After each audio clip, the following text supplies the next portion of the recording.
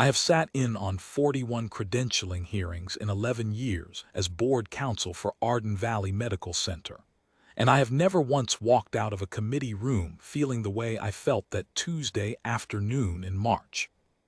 I want to be clear about who I am. I'm not a sentimentalist. I'm an attorney. My job is procedure. I advise the committee, I manage the record, I keep the language tight and the liability tighter. I have watched nurses argue for their licenses with tears on their faces, and I have watched department heads perform outrage so polished it had its own blocking.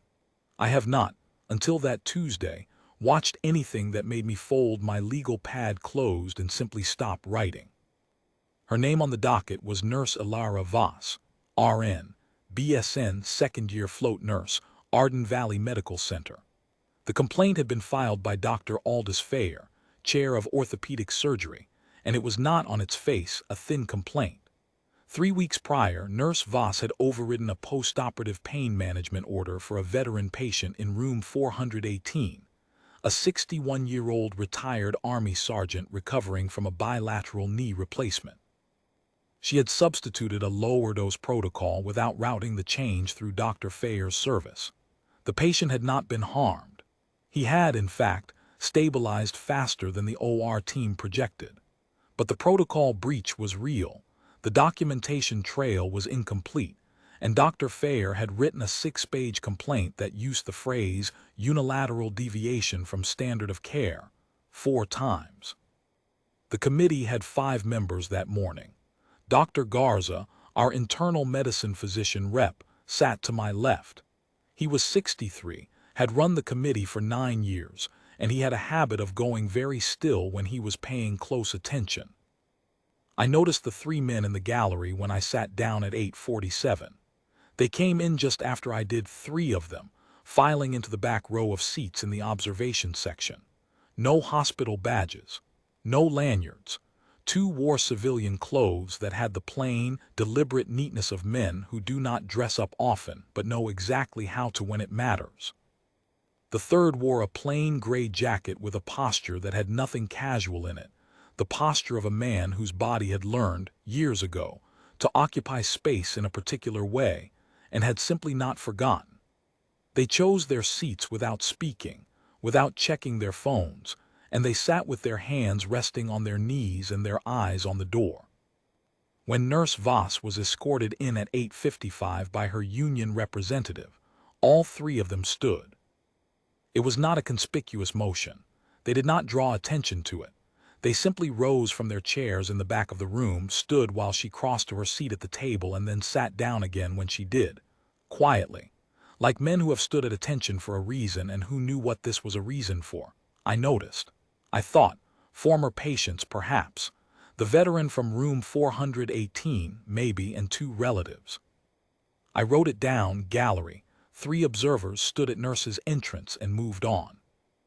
Dr. Fayer opened with his statement. He was precise, well prepared, and his grievance was real in its way. He had not been consulted, the change had not been documented to his satisfaction, and the chain of command existed for a reason. He did not raise his voice.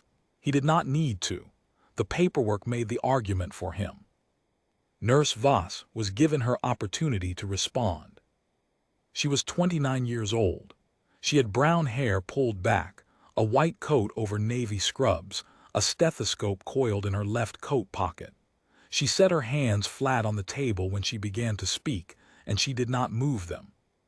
She explained, without apology and without theater, that the medication dosage on Dr. Fayer's order carried a documented interaction risk with the patient's existing kidney function panel, that she had flagged it twice at the nursing station before making the substitution, and that the attending on call had been unavailable for 40 minutes. She had made the call she believed the patient needed. "You bypassed the ordering physician," Dr. Fayer said. "The attending was unavailable," she said. "The patient's numbers were moving. I made the safest decision I could with what I had in front of me." "That is not your determination to make." She did not respond to that. She just looked at him steadily, and I noticed that her hands, still flat on the table, did not so much as shift. It was Dr. Garza who stopped the hearing. He had been very still for several minutes. Now he leaned forward slightly in his chair and looked at her hands, not at her face, at her hands, with the focused attention of a man who has examined many hands in his career and has just seen something in a pair of them that does not belong to a 30-year-old hospital nurse.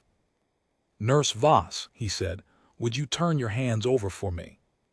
She did, palms up on the table. Dr. Fayer blinked. The committee chair started to say something about staying on the matter at hand, and Dr. Garza said quietly, "Please." He studied her palms for a moment, then the backs of her hands again. Old burn scar tissue along the outer ridge of both palms. Pressure calluses in patterns that did not come from IV lines or bedrills.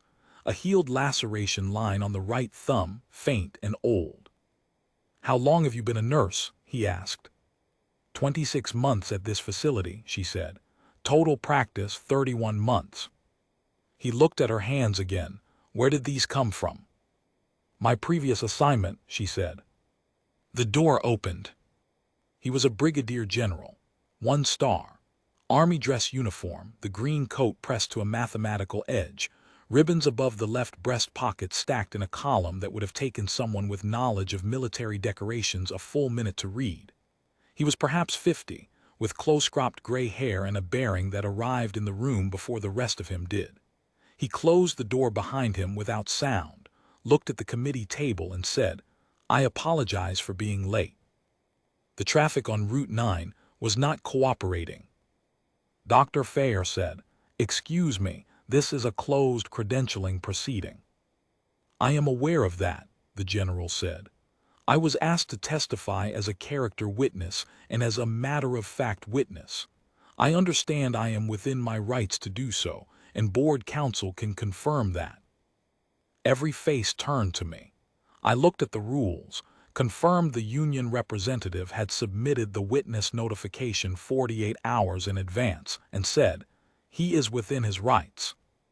The general took the seat beside her attorney and set his cover on the table. He folded his hands, looked at the committee and said, "I will be brief, because she would want me to be brief." He told them about Syria. Not the politics of it, not the theater name, just the facts as they happened on a Tuesday morning in late October, some years prior. When a mortar attack took out the generator and the primary surgeon and the resupply line at a forward aid station in roughly 11 minutes. He told them about a forward surgical team that had been reduced, in that 11 minutes, to 1 functioning table and 1 person trained to work it.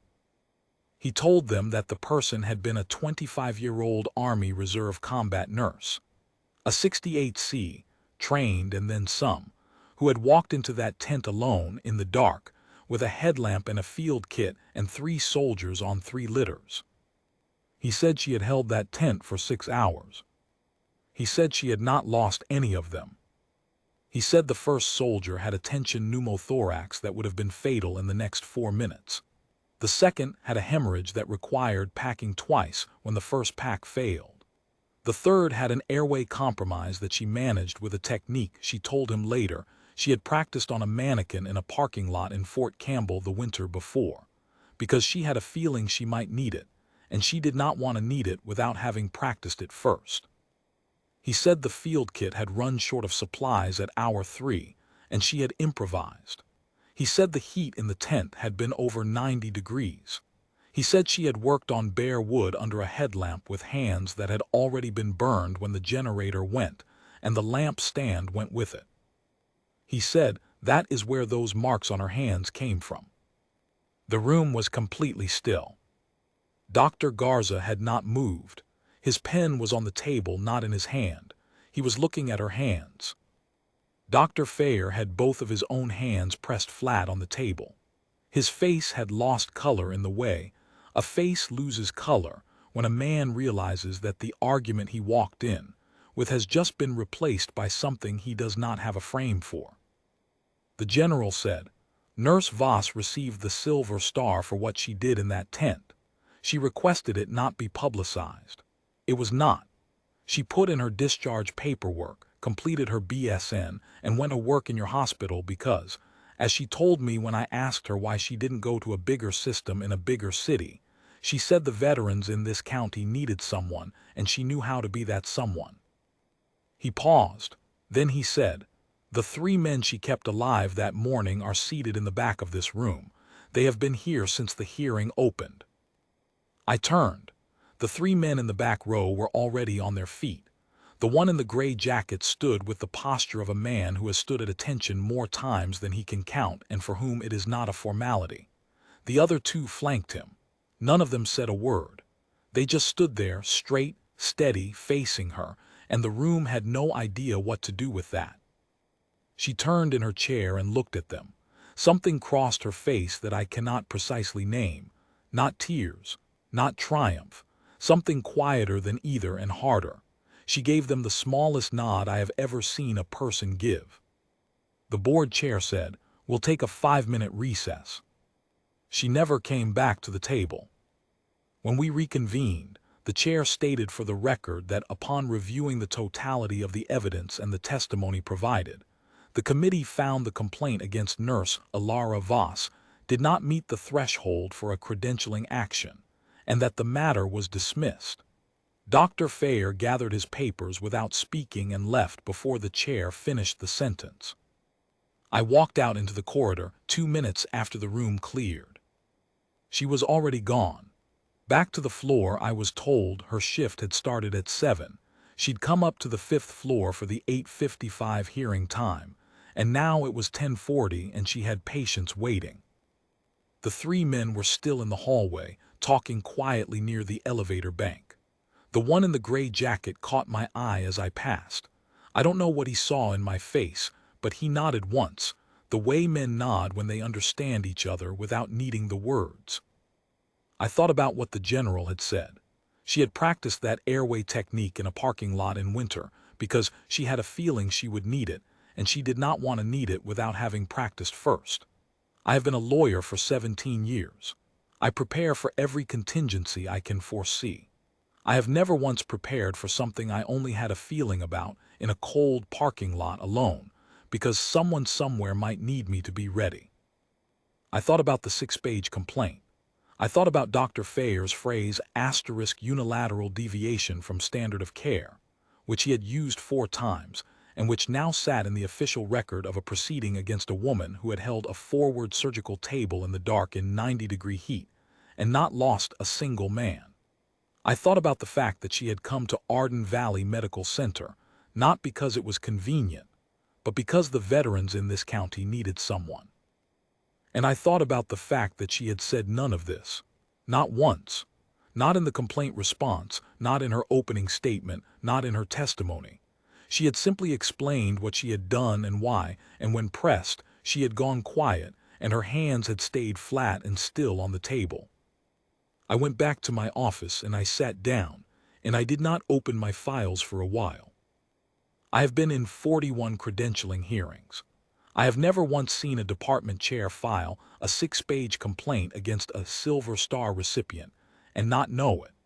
I have never once seen 3 men drive hours through the night to sit in a 5th-floor committee room for a nurse who said nothing about any of it. I have never once seen a pair of hands tell a story the way hers told it to Dr. Garza.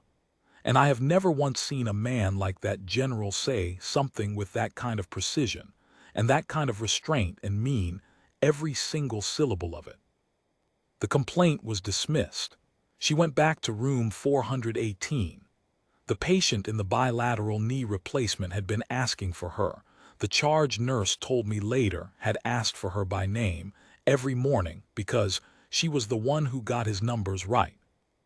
I did not know until that Tuesday morning that some people carry what they've done the way she carries it, folded up, inside a coat pocket, worn close to the chest, never mentioned, and still completely present every time they put their hands to work. I know it now.